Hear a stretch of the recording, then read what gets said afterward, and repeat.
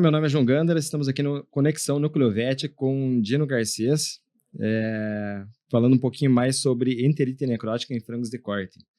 Dino, só para entender um pouquinho mais, a simples presença do Clostridium perfringens no intestino das aves é suficiente para causar doença e levar problemas ou técnicos ou sanitários? Obrigado, João, pela pergunta. A gente acabou de apresentar aqui no Simpósio Brasil Sul esse tema, né? E a gente fez questão de reforçar o fato de que a simples presença ela não é suficiente para causar doença, né? Isso porque o Clostridium ele é um agente oportunista. O que a gente sabe aí está muito bem reportado na literatura é que algumas cepas virulentas, portanto, cepas que têm capacidade de gerar doença, que possuem fatores de virulência, essas sim, na presença dessas cepas em condições de fatores predisponentes, podem levar à ocorrência da doença. Então, um exemplo clássico assim de fator predisponente seria a coccidiose, né? Então, daí a importância da gente, digamos, monitorar e definir os programas anticoccidianos com base em critérios técnicos, né, pensando em prevenir a enterite necrótica. Sim. Então, em cima desses fatores predisponentes, a gente sabe que a imunidade das aves está relacionada diretamente, né, com o desenvolvimento ou não de uma enfermidade baseada na presença de um agente como o Clostridium perfringens, que pode levar a enterite necrótica, né? Sim. Diante disso, a gente sabe que a sazonalidade ela é importante para esse tema, justamente pelas temperaturas. Qual seria a fase mais crítica para o desenvolvimento aí do Clostridium perfringens, levando a uma enterite necrótica? Excelente pergunta. Como eu falei, ele é um agente que já está presente ali, né, nas fases iniciais, mas considerando, digamos assim, tanto o aspecto microbiológico do intestino, também do ambiente e também o aspecto imunitário, se a gente pensar em frangos de corte, que são, digamos, animais que, digamos, apesar de que são abatidos muito jovens, né, poderia se considerar que ainda estão em desenvolvimento, mas a gente percebe que esse sistema imune ele é ainda mais imaturo até a terceira e a quarta semana de vida. Então, eu diria que esse período coincide, então, com essa multiplicação dos agentes no trato digestivo, no ambiente. A própria coccidiose tem como pico em frangos, né? Uhum. Não estamos falando de peru, depois tu pode até Sim. complementar, porque tu é expert em perus. Sim. A coccidia, ela vai ter o pico de ocistos ali entre a terceira e a quarta semana, né? Então, esse, por exemplo, seria um período crítico para o desenvolvimento da enterite necrótica. Então, de uma maneira geral, se considera a partir da terceira semana, né? Mas isso, obviamente, até o período de abate, seria um período crítico, mas o período onde se concentra mais seria entre a terceira e a quarta. E fases de estações do ano, o que seria mais crítico, né? Falando um pouquinho lá da sazonalidade também, quais seriam as fases do ano mais críticas para o desenvolvimento das clostridioses? Eu acho que aí vai depender muito das condições de manejo, né? Porque hoje a gente está indo cada vez mais para os sistemas, por exemplo, de dark house, né? Com pressão negativa. Então, digamos, excluindo a questão dos dark, né? Do ambiente controlado, eu diria o período onde você tem maior umidade e calor, sem dúvida, vai ser o período mais crítico. Não, ótimo. Bem elucidado. Aqui, uma perguntinha bem interessante que veio para nós. É uma dúvida, na verdade. Por que a cama mais velha, entre 13 e 4 anos, ajuda no controle das clostridioses? Dá para a gente explorar um pouquinho mais esse tema, né? Sim. Hoje se sabe, né, através de trabalhos aí que foram publicados, que a cama, ela ocorre um amadurecimento, digamos assim, uma estabilização dessa microbiota da cama, né? Então, isso se percebe ao longo do tempo, obviamente, feitas as medidas aí de amontoamento, fermentação, aplicação de cal, né? Obviamente, se for uma cama que não traz nenhum patógeno aí, que sejam que seja frutos seja frutos de lotes que não tiveram um desafio, né, de nenhuma enfermidade, né?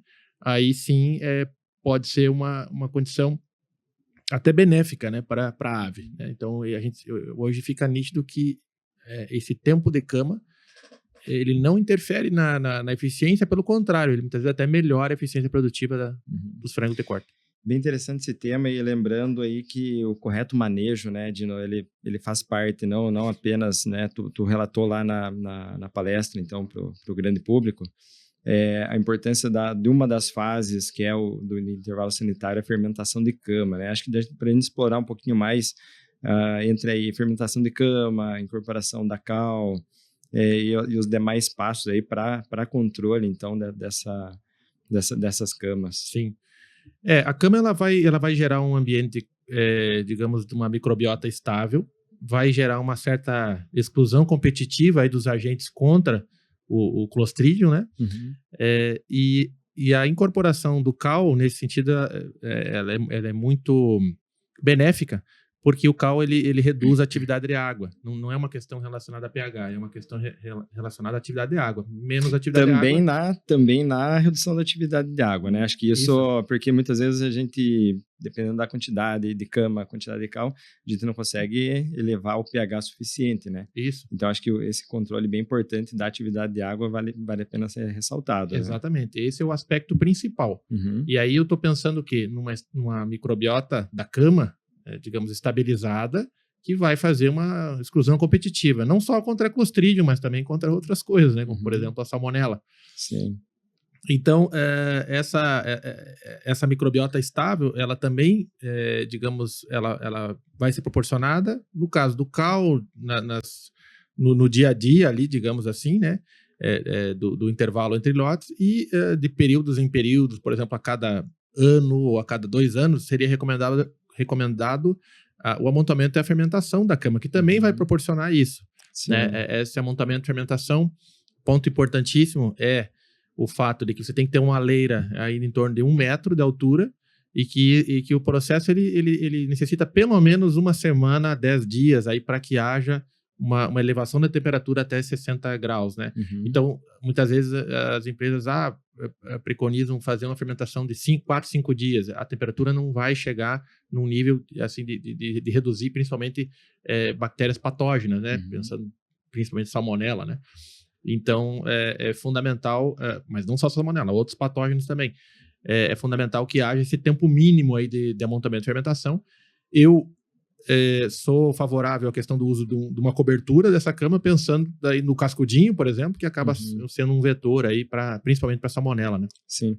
E em cima disso também, lembrando que as clostridioses, o Clostridium, ele é anaeróbico, né? Então, acho que essa movimentação da cama, essa trituração da cama, esse manejo entre tu fazer a retirada dos cascões, a trituração da cama, a agregação da cal, muitas vezes, dependendo dos casos, né, colocar uma substrato, uma fonte de carbono lá, uma maravalha, por exemplo, tu ajuda também a aerar essa cama, então reduzindo também o desenvolvimento das clostridioses, seria isso, né? Exatamente, esse ponto é o ponto-chave, e que mesmo durante a produção do lote, né, a gente percebe que os produtores muitas vezes pecam muito nisso, né?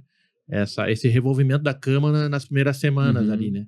E é o ponto mais crítico, como eu falei, de imunidade das aves, de pressão de infecção e também de formação de calo de pata, por exemplo, né? Que é outra problemática. Então, essa aeração, ela tem que ser proporcionada em todos os momentos. E para finalizar, então, Dino, um ponto-chave que ficou bem lá no início da palestra, a dificuldade de diagnóstico, né? Então, acho que isso a gente precisa abordar um pouquinho mais, porque hoje a gente sabe que os sintomas clássicos, né? As lesões clássicas, elas não são mais tão clássicas. Lesão de livro. De livro, elas acabaram se tornando mais subclínicas, né? Então, com outras lesões, mas que são causadas pelos agentes, né? Então, o que nos ajudaria a fazer um correto diagnóstico para que a gente possa tratar na causa raiz lá, que seja a prevenção da entrada de uma enfermidade ou do desenvolvimento de uma enfermidade, né? O que tu deixa de nós Sim. aí de contribuição? Sim, olha, João, muitas vezes a gente tem que lutar com as armas que a gente tem, né? E hoje, eu diria, a ferramenta de eleição é a monitoria através da necrópsia. Isso. Então, esse é o feijão com arroz que a gente tem que fazer, na minha opinião. Fazer isso de maneira sistemática, um número de amostragens eficiente, suficiente, perdão. Então, que seja feito um treinamento dessas pessoas, uma capacitação do que é a lesão que ela está verificando, né? Porque às vezes ela pode ter alguma confusão, né?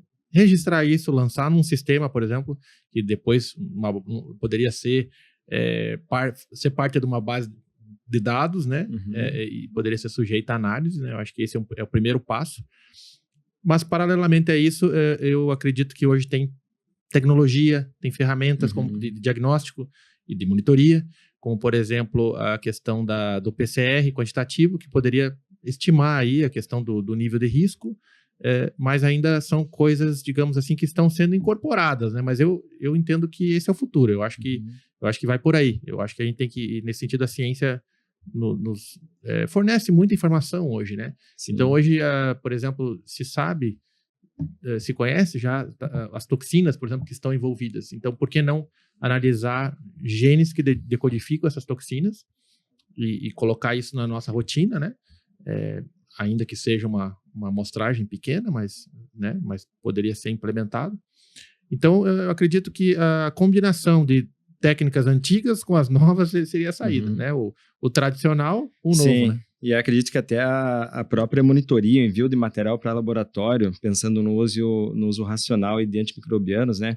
A gente entender qual obviamente, a gente vai entrar com um antibiótico aí, muitas vezes de largo espectro de ação, mas para a gente também entender através dessas monitorias se o que eu estou encontrando da gente é uma cepa que ela está sensível àquele antimicrobiano que a gente está usando, ou se ela é resistente. Acho que isso é importante a gente seguir também no método tradicional, como tu comentou, e fazer o uso das tecnologias para diagnósticos confirmatórios aí dos agentes que envolvem e nos trazem danos aí à saúde intestinal das aves e nos dão prejuízos imensos para a produção, para a nossa produtividade, né? Aí pensando em mercado, em toda essa dinâmica que faz parte a relação entre a sanidade e a produção animal. Exato. Tocou num ponto importantíssimo, né? A questão da resistência antimicrobiana aí hoje é um problema global, né?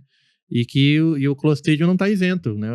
Aí nesse processo de construção dessa palestra, eu pesquisei vários artigos e encontrei, né, relatos muito claros de que o Clostridium, ele apresenta multiresistência contra vários antibióticos que a gente usa hoje na nossa rotina, incluindo alguns promotores de crescimento, né?